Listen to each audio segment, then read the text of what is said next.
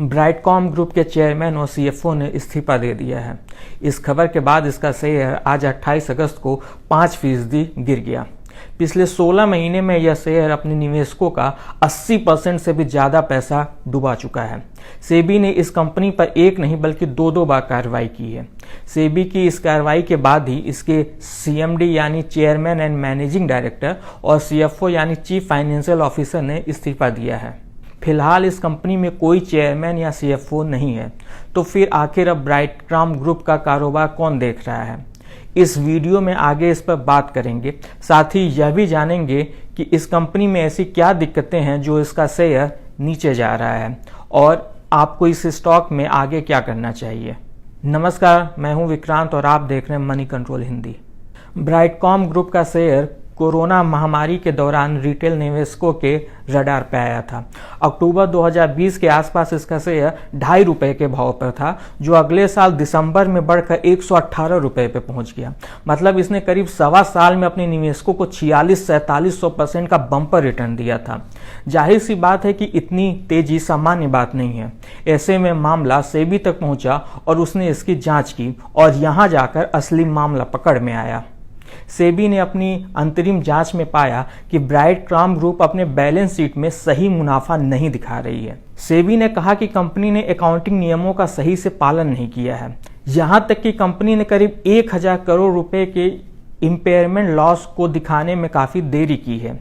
अगर कंपनी ऐसा करती तो उसका बैलेंस शीट में असल मुनाफा दिखाए गए मुनाफे से काफी कम होता। मुनाफा कम होता तो उसका शेयर भी नीचे जाता, लेकिन इन्होंने बैलेंस शीट में गलत तरीके से मुनाफा दिखाकर शेयरों में तेजी लाने की कोशिश की है।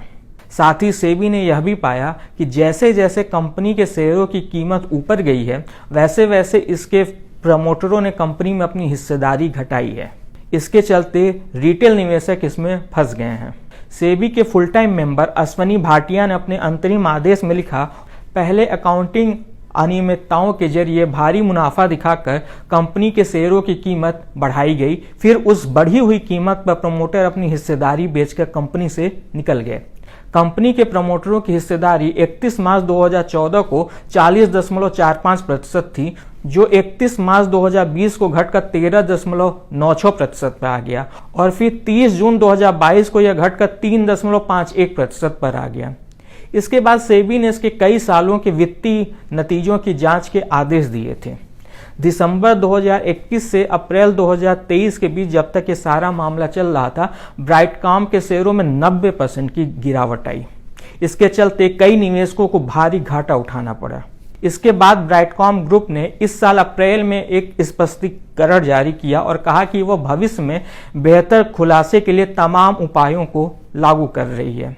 इस क्लेरिफिकेशन के बाद कंपनी के शेयरों ने फिर से कुछ वापसी की और अप्रैल से जून के बीच में इसमें करीब 200-225% की तेजी देखी गई। लेकिन इसके बाद कंपनी के प्रेफरेंशियल शेयरों के अलॉटमेंट से जुड़ा एक मामला सामने आया। सेबी ने पाया कि इस अलॉटमेंट के दौरान बैंक अकाउंट स्टेटमेंट में भी हेराफेरी हुई है और जुटाई गई सारी रकम कंपनी के पास नहीं आई है। सेबी ने इसके बाद सख्ती दिखाई और इसके चेयरमैन और सीएफओ को किसी भी सूचीबद्ध कंपनी के बोर्ड में जगह लेने से रोक दिया। इसी के बाद दोनों को इस्तीफा देना पड़ा है।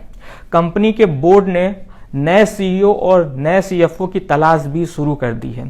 साथ ही उसने कंपनी के लीडरशिप में बदलाव के लिए ट्रांजिशन लीडरशिप टीम के गठन का प्रस्ताव भी रखा है। साथ ही कंपनी ने एक इंटरनल टीम भी बनाई है जो सेबी के फैसले के असर की समीक्षा करेगी। इस बीच ब्राइटकॉम ग्रुप के शेयरों में पिछले 3 दिनों से लगातार लोअर सर्किट लग रहा है। फिलहाल इसका शेयर ₹19.80 के भाव पर कारोबार कर रहा है। निवेश से जुड़ा कोई भी फैसला लेने से पहले आपको इन सारे तथ्यों पर सोच विचार करना चाहिए और किसी एक्सपर्ट से सलाह लेना चाहिए। इस खास वीडियो में बस इतना ही। बिजनेस और स्टॉक मार्केट से जुड़ी ऐसे ही खबरों के लिए आप हमारी मनी कंट्रोल हिंदी की वेबसाइट को विजिट कर सकते हैं। इसके अलावा आप हमें यूट्यूब, फेसबुक, इंस्टाग्राम और एक्स यानी कि ट्विटर पर भी फॉलो कर सकते हैं। Thank you.